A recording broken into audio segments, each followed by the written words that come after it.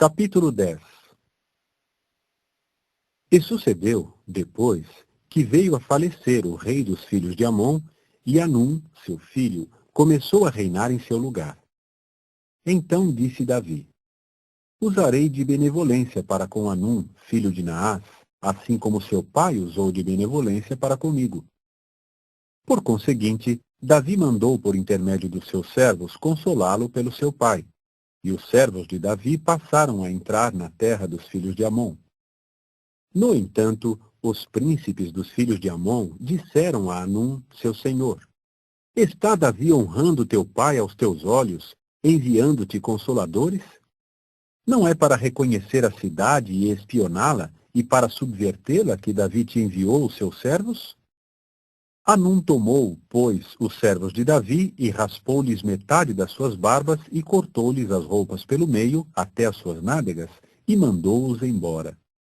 Mais tarde se contou isso a Davi, e ele enviou imediatamente alguém ao encontro deles, porque os homens chegaram a sentir-se muito humilhados. E o rei passou a dizer: Morai em Jericó até que as vossas barbas tenham crescido abundantemente, então tereis de retornar. Com o tempo, os filhos de Amon viram que se tornaram mal cheirosos para Davi.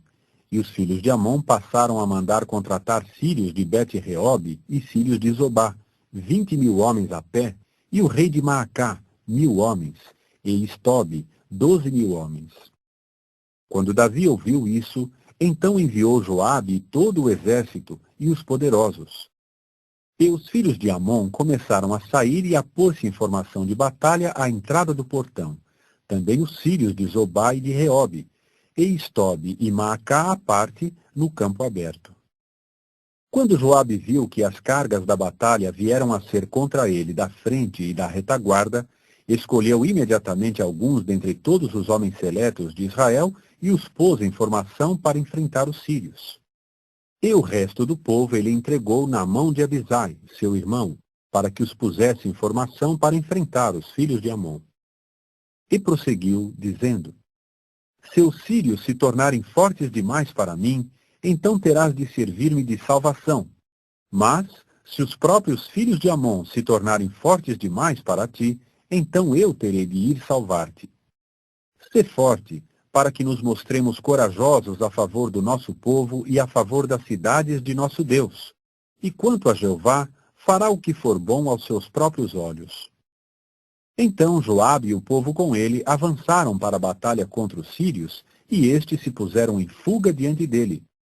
Quanto aos filhos de Amon, viram que os sírios haviam fugido e se puseram em fuga diante de Abisai, e assim entraram na cidade.